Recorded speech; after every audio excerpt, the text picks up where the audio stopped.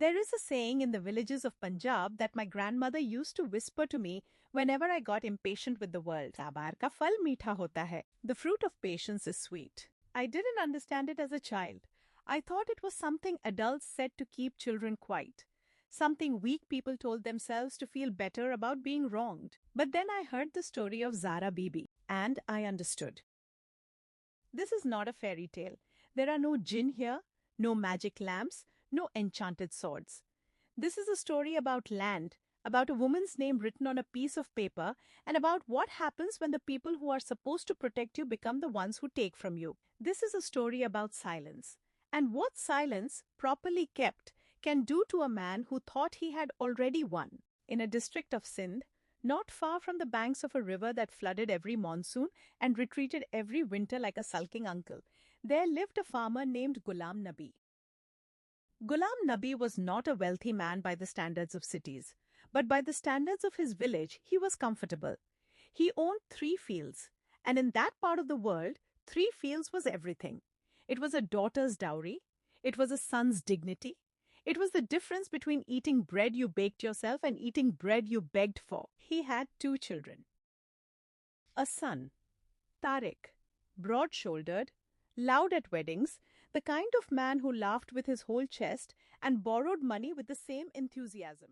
And a daughter, Zara, quieter, steadier, the kind of woman who could price a harvest by sight and remember every debt owed to the household, going back 7 years. Ghulam Nabi loved both his children, but he was also a man who had watched his own sister lose her inheritance to her brothers, watched her spend 40 years depending on a husband who treated her like furniture.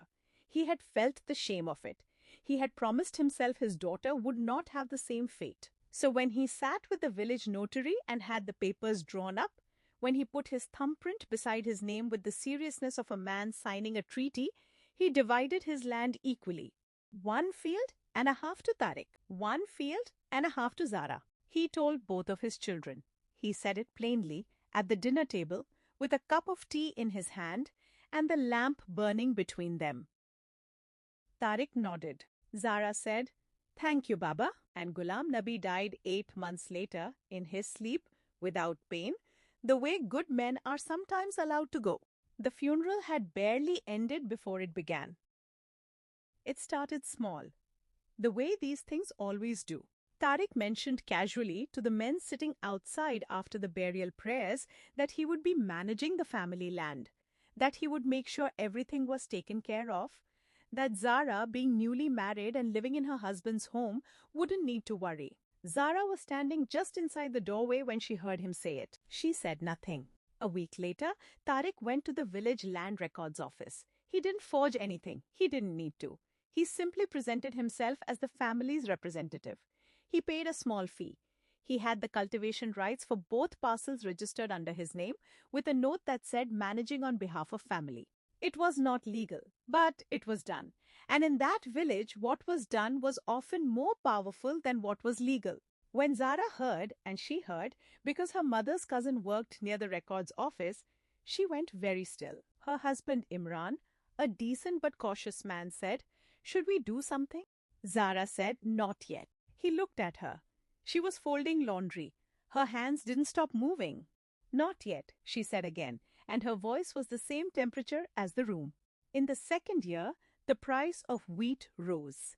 Ghulam Nabi's 3 fields were good fields, well irrigated, close to the road, the kind of land other farmers pointed to when they wanted to teach their sons what healthy soil looked like. That year, those fields produced enough to make Tariq genuinely comfortable for the first time in his adult life. He bought a motorcycle. He expanded his house, added a second room, had it plastered, put in a proper door with a brass latch. He did not send Zara her share, not a rupee. When the relatives whispered about it at a cousin's wedding, and they did whisper, because relatives always whisper, Tariq said smoothly, the way men who have rehearsed a lie say it, "Zara told me to keep it. She said she didn't need it. She has her husband." Zara was at that wedding. She heard him say it. She was sitting with the women on the other side of the courtyard, holding her knees on her lap, when the words floated across to her on the evening air. She looked up. She found Tariq's eyes across the wedding lights. He looked back at her, just for a moment, a look that said, "What are you going to do about it?"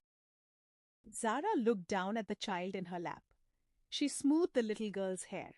She fed her a piece of wedding sweet. She said nothing.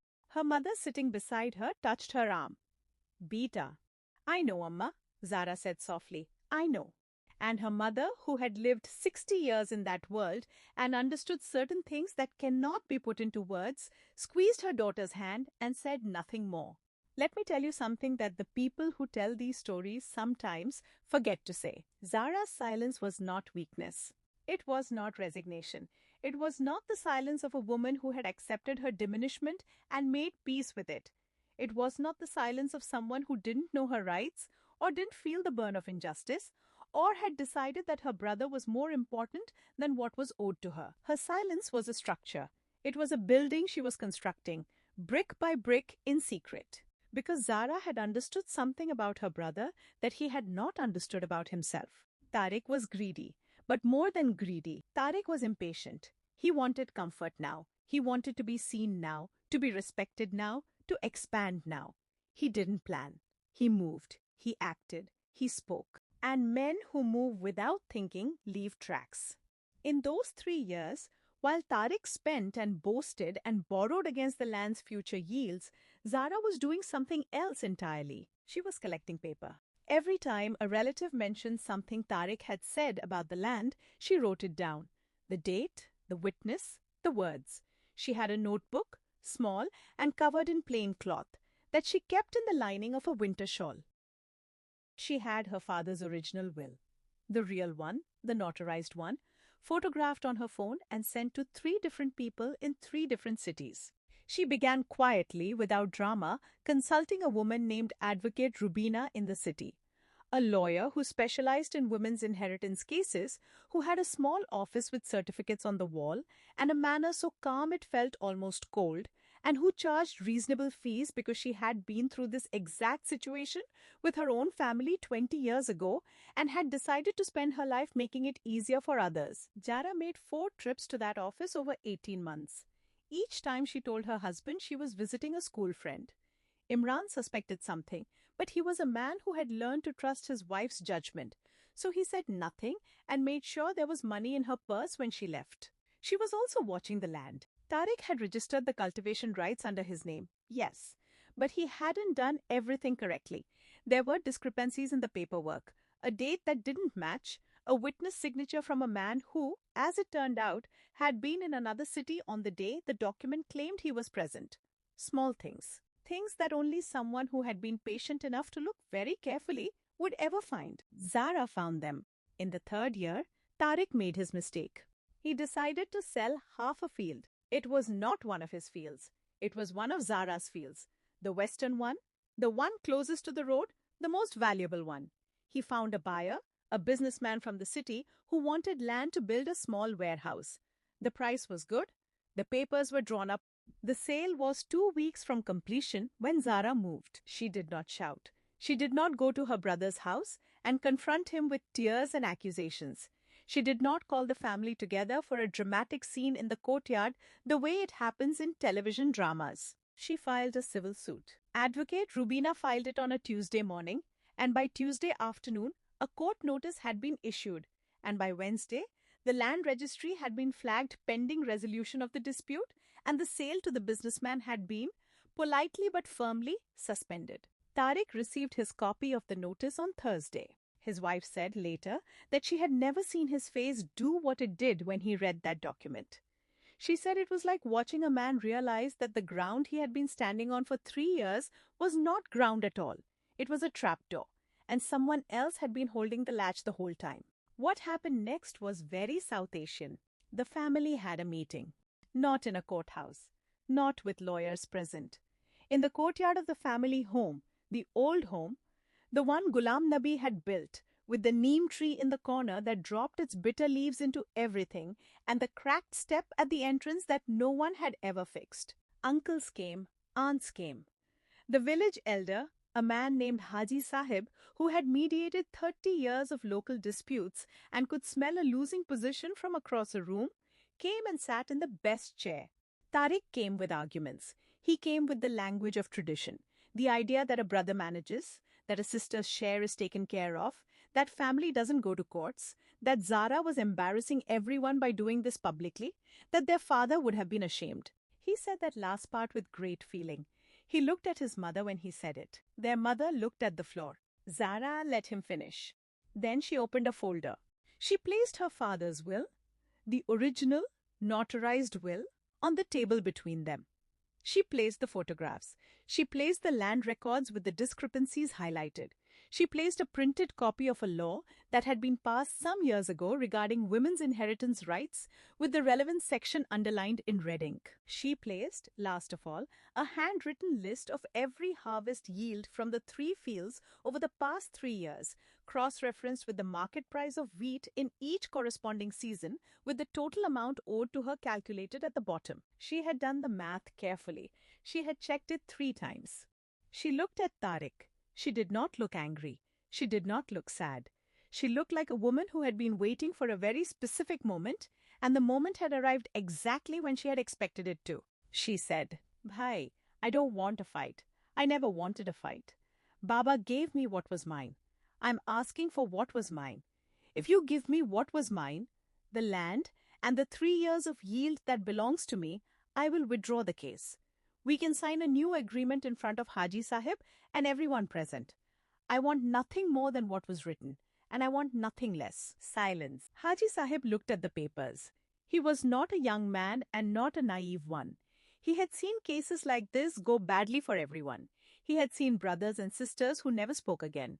He had seen families shattered over land, over pride, over the inability of people to simply give back what they had taken. He looked at Tariq. He said quietly, "The girl is right." 3 words. Tariq looked around the room, at the uncles, at the aunts, at his own wife who was looking at her hands, at his mother who was still looking at the floor, but whose jaw was set in a way that told him everything he needed to know about where she stood. There was no one in that room who would take his side, not because they all loved justice. Some of them were complicated people who had done their own complicated things, but Zara had laid everything out so carefully, so completely, so unassailably that there was simply nothing to argue against. Tariq had built his advantage on the assumption that Zara would never be organized enough, never be confident enough, never be patient enough to do exactly this. He had been wrong about all 3 things. The agreement was signed that same evening.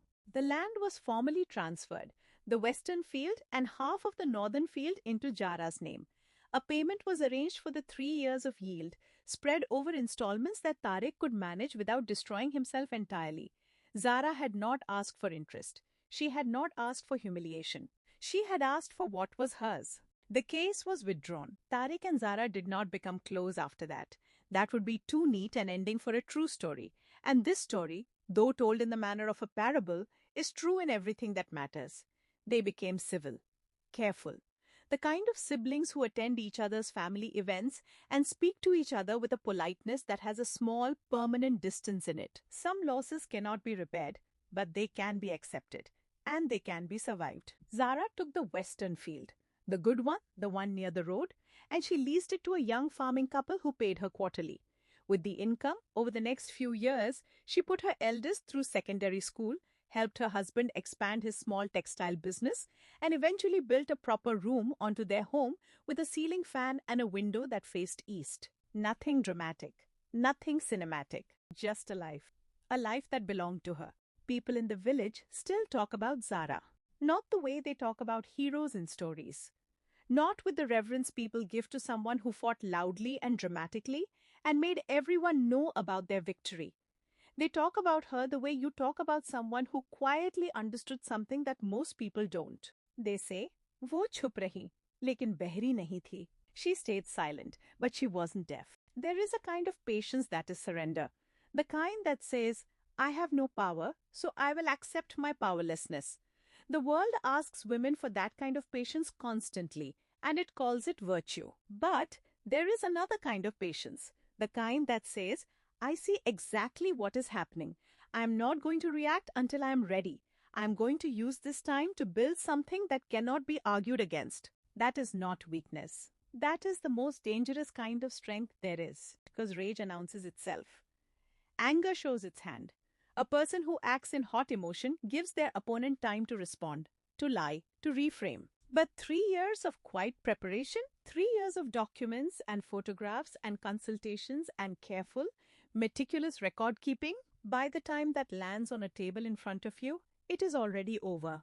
Zara Bibi knew something that her father had known when he divided those fields equally. She knew something that her grandmother had probably known, and her grandmother's grandmother before her. Women who had often lost and sometimes won and always understood the terrain they were standing on. She knew that the fruit of patience is sweet, but she also knew something else. Something the saying doesn't quite say out loud. The fruit of patience is sweet, but only if you were planting something while you waited. If this story moved you, if you have ever been in a room where you were asked to give up what was yours and smile about it, share it with someone who needs to hear it. And if you know a Zara in your life, tell her, we see her. Subscribe. And I'll see you in the next story.